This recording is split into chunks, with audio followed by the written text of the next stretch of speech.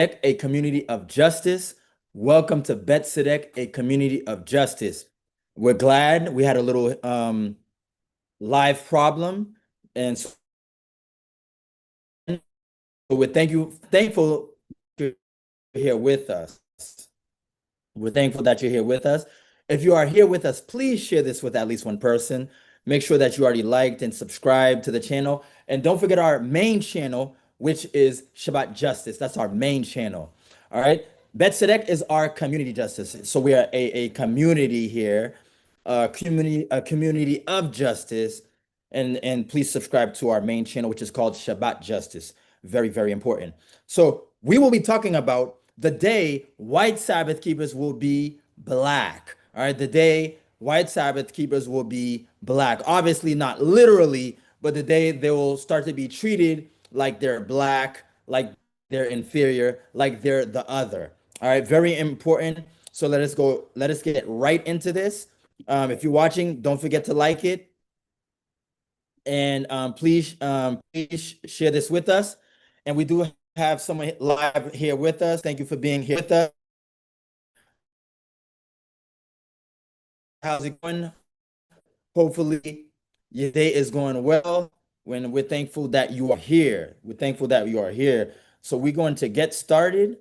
We're going to get started, and we're going to look in the Tanakh. We're going to look at Deuteronomy 16, verse 20. And this will be a very short session. We're going to be having very short sessions, multiple short sessions. All right. So this will be a very, very short session. Very, very important. All right. Let us start off with a short prayer.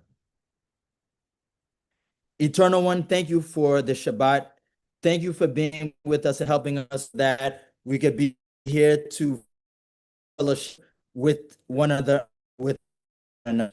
Please be with us and guide us and help us so that we may have your love and your justice in our hearts. Help us so that your Torah may be in our heart and so that we may love you with all our heart, with all our being, with all our might, with all our strength, and help us so that we may love our neighbor as ourselves. Help us so that we may do those things realistically on a practical level from day to day.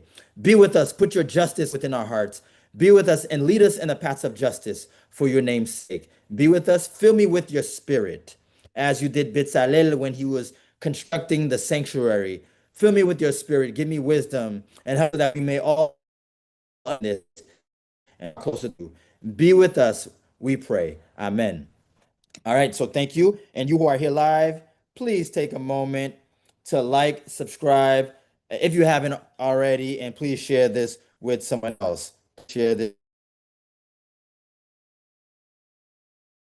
Thank you so much. I'm just responding to the quick about Shalom, and welcome to everyone. Very, very excited to have everyone here. All right. And let me for I'm seeing both here. Okay.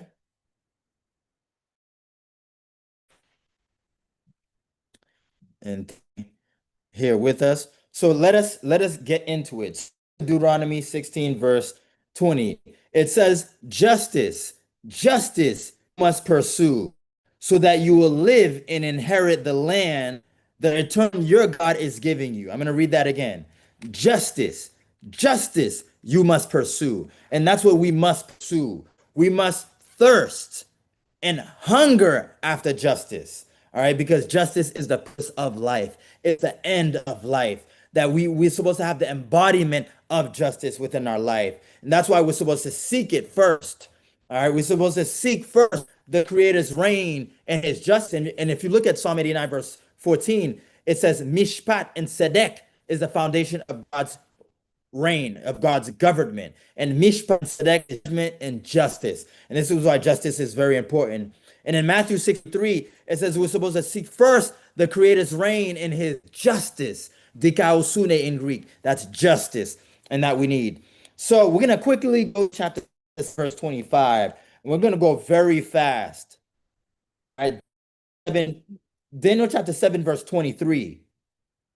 And it says, this is what he said. The fourth beast will be a fourth earth, will be different from the other kingdoms. It will devour the whole earth, trample it down, and crush it.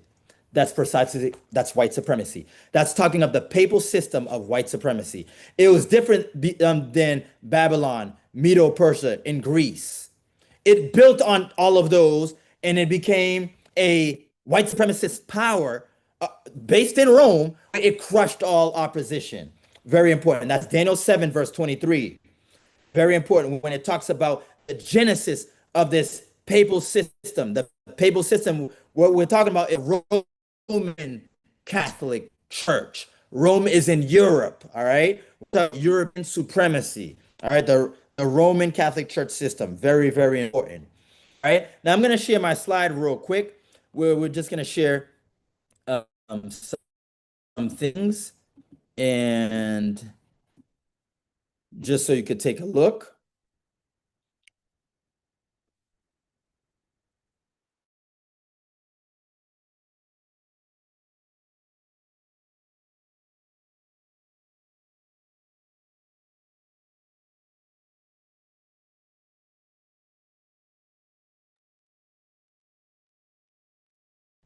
Okay, just so you could take a look.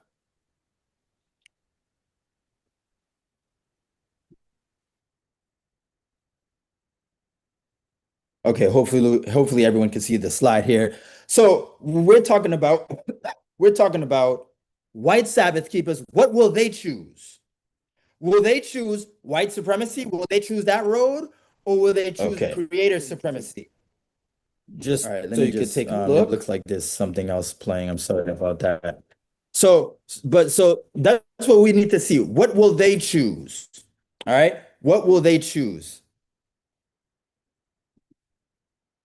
Just put it here. So that's what we're looking at today. What will the white Sabbath keepers, what will they choose? Will they choose to be loyal to the system, the religion of white supremacy? Or will they choose to be loyal to the creator's supremacy, which is Shabbat?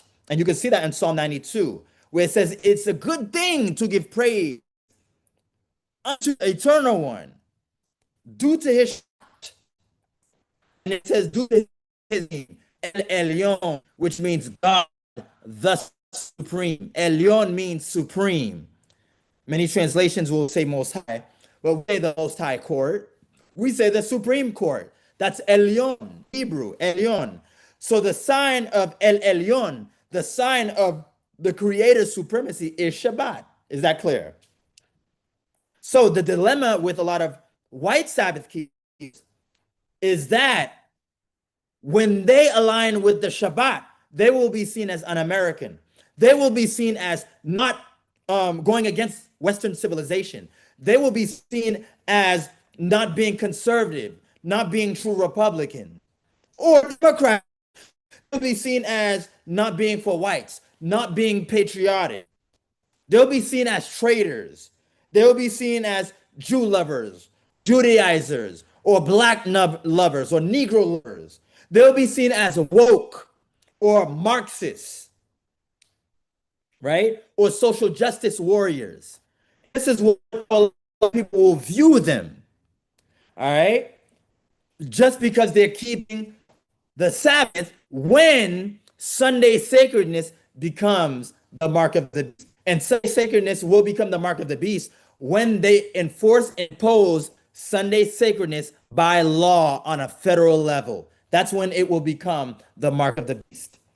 So what will happen at that time? What will the majority of white people do? Will they no, even though they're gonna call me un-American, or I'm gonna hold on to the Shabbat and lift up the creator supremacy? Or will they fold and say, well, to make sure my white uncle and my cousins and my neighbors don't think that I'm anti-white, anti-American? You know what? I'm just gonna go with the flow. That's something to really keep in mind. It's not going to be a joke. It's not going to be a joke. And this does of Christian identity And it's something called, I want you to write, search it. It's called the British Israelism. British Israelism. All right. It's called the Message and Christian Identity, where basically their identity was that they thought that they were the true Israelites. Some Europeans thought that they were the true lights, and that the Jews, whoever calls themselves the Jews, are not the Jews, but they, as white people, are the true Israelites. And that's why when there were some Europeans that left Europe and went to Turtle Island that they falsely called the New World, they thought that of themselves as the new Israel going to the promised land, and they saw the indigenous peoples that this land is for them, Turtle Island, and they saw them as the new Canaanites. So it's the same paradigm. They saw God's chosen people. They saw themselves as Israelites, as the true Jews. All right. So it's important for us to keep that in mind. And so we're gonna look at a few sources. So real quickly, I'm gonna take Living in the Shadow of the Cross by Paul Kibble, and this is what he says.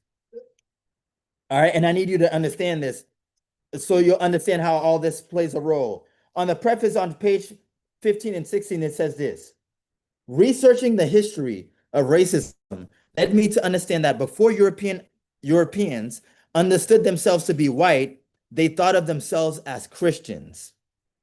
Jews, pagans, and Muslims were long-standing others.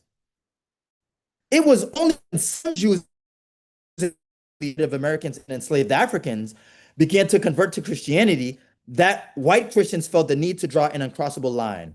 And that uncrossable line was when they say, well, we can't just call ourselves Christians because now anyone could become a Christian. Because remember, Christian meant white. So they said, well, the uncrossable line is we're going to start calling ourselves white now. So you could change your religion, but you can't change your skin color. So it's very important for us to understand this. Very important for us to understand this. Now we're going to go to our next source here. Our next source here is found in a book called White Evangelical Racism by Anthea Butler. It's called White Evangelical Racism. And this is on page 8. This is what it says. For evangelicals, Christianity is whiteness, as well as belief. It is a conflation that causes evangelicals to ignore their racism. They truly believe that their Christianity is a race. And this comprises an all-encompassing identity. All right? So this is the issue. This is what we're dealing with now. So Christianity is not simply, oh, it's my religion. No, it's their heritage. It's their race first. Because before they had the concept of race, this was what they used to mean that. They just didn't have the word for it, but that's what they meant when they meant Christian. That's why they asked, do you have Christian here? Oh, it's very important.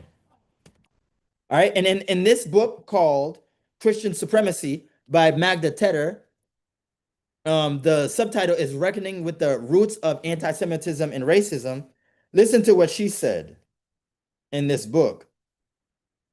I'm going to read it quickly. She said, the formation of Christian identity, indeed, Christian identity was constructed not only in opposition to Judaism, but also in terms of Judaism. For Christians, Jews became necessary contrast figures created and used to validate Christians' claim of theological replacement and superiority. And I'm reading from page 3. With political power gained by Christians and the Christian empire taking shape in the 4th century, Christian supersessionism became Christian supremacy. All right? She said this Christian supremacy turned into white Christian supremacy with the colonial expansion in the modern era. Very important. And then on page 4, she says, the crux of the argument then lies in the Christian sense of superiority, a mental habit that developed first in a religious sense with regard to the Jews and then transformed also into a racialized dominance. Very important. So this book is called Christian Supremacy by Dr. Magda Tedder. And I have another book called Confronting White Supremacy in the American Church by Christopher Norris. And here, I like how he's honest and he gives some suggestions in his book. He says on page 35, white supremacy was not simply justified by Christian theology, but invented by it. Then he says, I'm arguing that the origins of white supremacy reside in theology itself. Thus, I believe that the white church will never fully confront and contest the depth of the problem, nor our responsibility for it, if we do not begin to see it as a failure of our theology itself. No, I'm quoting white authors. I'm quoting mostly white authors here. All right. And this author right here, he's a white man, and I'm quoting him. All right. His name is Christopher Norris. All right. Then he says, then he says, I believe the white church will never confront and contest the depth of the problem, nor our responsibility for it, if we do not begin to see it as a failure of our theology itself. That's very important. That's very important. And then the white church in America should take responsibility for white supremacy by demonstrating its theological origins and continuing presence in inflecting and corrupting even the most well-meaning white theology. That's on page 36. And listen what he says here on page 39. He says the theological origins of white supremacy lie at the point at which religious difference morphed into racial difference, especially on the status of Jewishness. That is, before European explorers and slave traders set foot in Africa or America, white supremacy appears to develop out of Christian attempts to identify Jewishness as a race prior to a well-established account or definition of race. So that's exactly what we talked about in the other sources. And then he says, these religious and political events suggest public and ecclesiastical practices of supersessionism functioning to assign Jewishness as a racial designation and then replace it through a badge of execution with a white Christian center. Very, very, very important. Then he talks about supersessionism. And then he basically states that the borders of European/Christian identity were clarified by Jewish otherness, even before the first explorers set sail. And then he says, rather than recognizing Paul's caution to Gentiles, caution to Gentile Christians to remember that they have been grafted in to the root of Israel, Romans 11:17-18, it is not you that support the root, but the root supports you, so that you should not boast. Christians came to believe themselves to be the fruit first elect. And then he says on page 47, European Christians took Israel's stories as its own. And so this is the root of white supremacy, racism. It started with racism, with anti-Semitism against the Jews, racism against the Jews. And that's how the Shabbat was slowly shifted and changed into Sunday. Now, it wasn't, they can't change, but they thought to change it. And they deceived the world to thinking that, oh, this is the new Sabbath. This is the Christian Sabbath. When there's only one Shabbat. There's only one Shabbat. There's only one sign of the Creator's supremacy. There's only one memorial of creation and liberation. Deuteronomy 5:15, Exodus 28. So it's very important. And this is how many white Sabbath keepers will be deceived, because as they continue keeping the Sabbath, and then you have white Christian nationalism, and you have all these things going around, there's gonna be a fork in the road. You're gonna have to make a choice. Are you gonna go along with the Shabbat, with the marginalized, with the minority group? Remember, you created that term minority. Will you be amongst the minor group in terms of religion? Or will you say, well, you know what, to be safe and to be indifferent, to make sure I'm not offending other whites, and that, I'm still in line with my family members, and, I had an uncle who served in the military, I wouldn't want to offend him, and I'll just go along with white supremacy. And I'll keep the Shabbat at home. I'll do what Charlie Kirk did. I'll just keep the Shabbat at home, with my family, but I'll be in the church service with Sunday sacredness every Sunday. Well, that will be taking the side of white supremacy. What will they choose? What will they choose? It's very important. Well, we will know what they will choose based on if they stand up for justice today, if they stand against white supremacy today, if they are indifferent to white supremacy.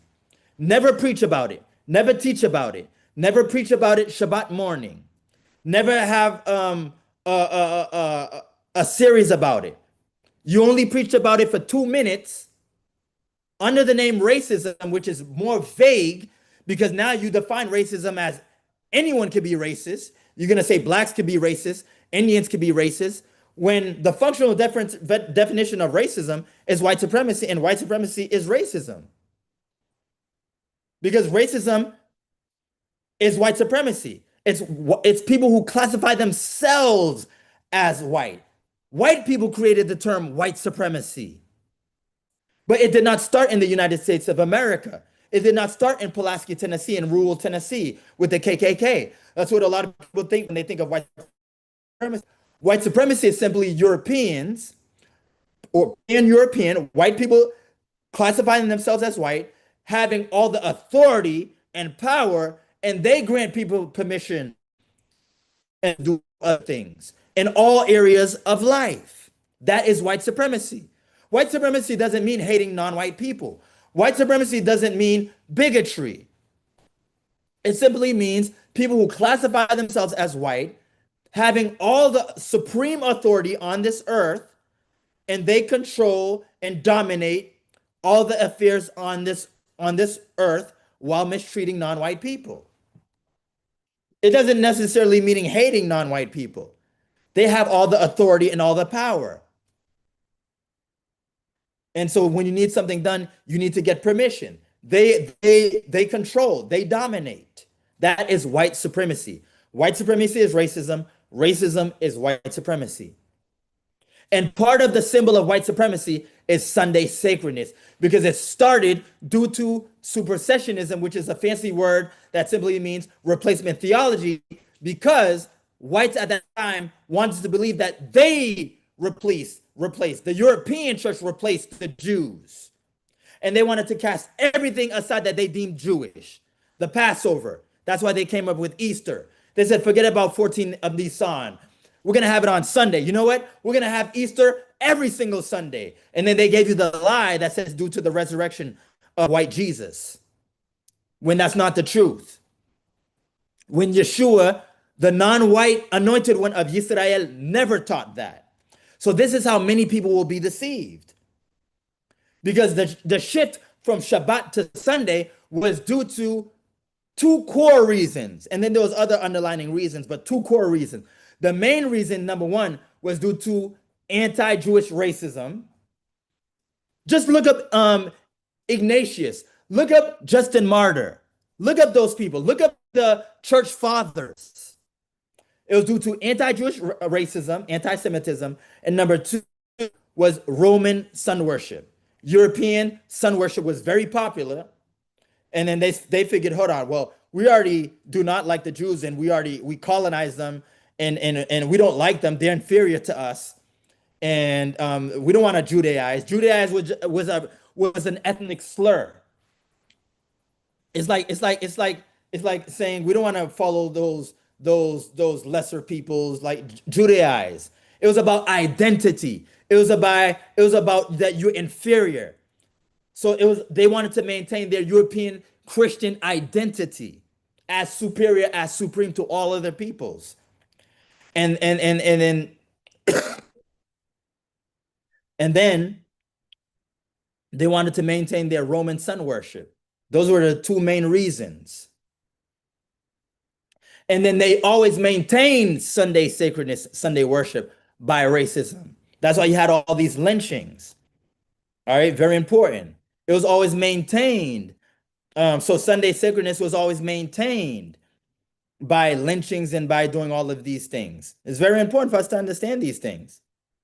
Very important. Here, the Catholic record says Sunday is our mark of authority. The church is above the Bible, and this transference of the Sabbath is proof of that fact. Catholic record, September 1, 1923, straight from the horse's mouth. All right. So Judaize was an identity slur. It was the other. It was othering. It was like saying the N word in a sense of like, this is an inferior Negro.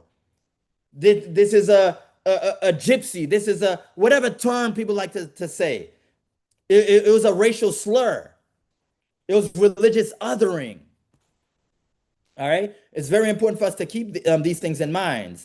But Sunday lynchings here, this is all a part of Sunday sacredness. Lynchings on Sunday. After church service, white people would gather everyone because everyone would be off that day. And then they would lynch a black person right after church service. So Sunday sacredness was maintained through white supremacy. So during this time, what were the white Adventist people saying about this in the 1960s, in the 1950s, in the 1940s? What were they doing? Many of them were indifferent. And this is why many of them, when the fork hits the road, they will choose the side of white supremacy. Not all, but many, because they haven't been trained and taught to stand for justice. They haven't been trained to taught and educated to stand for justice and stand against the sin of white supremacy. It's very important. So, and to be in line with others like the Joel Webbins and the other white Christian nationalists, and just basically white America at large, a lot of them will make compromises and abandon the Sabbath, because Sunday lynchings let us know that many lynchings were carried out on Sundays, often after church services when large crowds could gather. That's a fact. All faithful Sabbath keepers will be black. Look at this image. This is a chain gang. And then you'll see a couple of people, and they were actually white Seventh-day Adventist pastors. And they felt for the first time how it felt to be black. You were in a chain gang. You were treated as a slave. But if you're not standing for, so I'm not saying, I never said all, because some white faithful Sabbath keepers will stand up for the Sabbath, which is a symbol of creation and justice. But we're asking, where are they now? Are they standing against the sin of white supremacy now? Or are they indifferent? Because if they are indifferent now, then they will be indifferent later. Because they're not going to gain strength later. Just like the 3 Hebrew young men, they were already distinguished at the outset since the beginning. And that's why in Daniel chapter 3, they stood up at the end as well. It wasn't just a sudden change of heart. Remember, white Sabbath keepers will be called traitors to the race. You will be called un-American. You will be called against Western civilization. They will call you woke, Marxist, social justice warriors. They'll call you everything in the book. But will you stand for your non-white, Jewish liberator called Yeshua? Will you stand up with him? Or will you stand up with empire and with white supremacy and with the papacy and with the United States of America, the tag team beast, the papal system of white supremacy, the first beast of Revelation 13, and the United States is the second beast. They're tag team partners. Who will you stand with? Your race, your fellow white people, or will you stand with the truth? And remember, the truth without justice is a lie. Will you be a faithful Sabbath keeper? That's the question. Will you stand against Sunday oppression? Some and Saturday, but closed on Sunday, like post office, banks, libraries, and government buildings. What will you stand for? Ellen White said in Great Controversy, page 449, that Sunday is a token of Rome's supremacy. Will you uphold Roman supremacy? Or will you say, no, I'm going to uphold God's supremacy? It's very important because there's a lot of anti-Sabbath racism, because racism started with supersessionism, replacement theology, and the greatest symbol to mark supersessionism or replacement theology is Sunday sacredness, because that was the marker of Christian identity. That was the marker. And I'm showing you all the quotes right here. Separate ourselves from the Jews. You had Constantine's racism. You have the Council of Laodicea. Christians must not Judaize. Council Canon 29. We have the sources here. All right? But we're not going to be long, so we're going to end it here. We're going to end it here. So look at the lynchings. We're going to ask you, Sunday sacredness is a sign or marker of supersessionism, replacement theology, anti-Semitism, Roman supremacy, oppression, meaning crusades, colonization, chattel slavery, Jim Crow, white identity, white superiority, Western Christianity, white Christian nationalism, the Antichrist or first beast of Revelation 13, and white supremacy, racism. So those who are in Sunday, we're asking you to leave Sunday sacredness and join Yeshua, the anointed liberator, in his Shabbat. But you who are a white Sabbath keeper, we're asking you,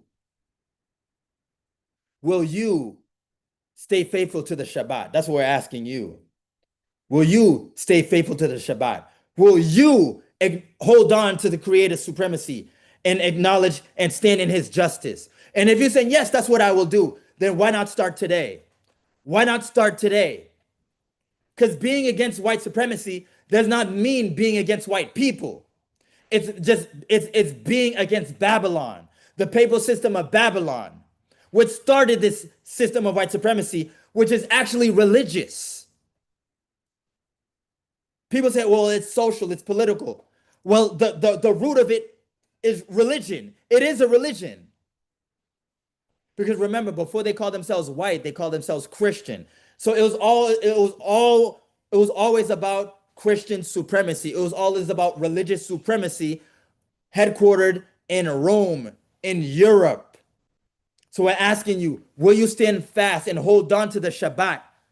Or will you compromise and say, well, I don't want to offend other my white neighbors, and I'm going to just go ahead and accept the white supremacy?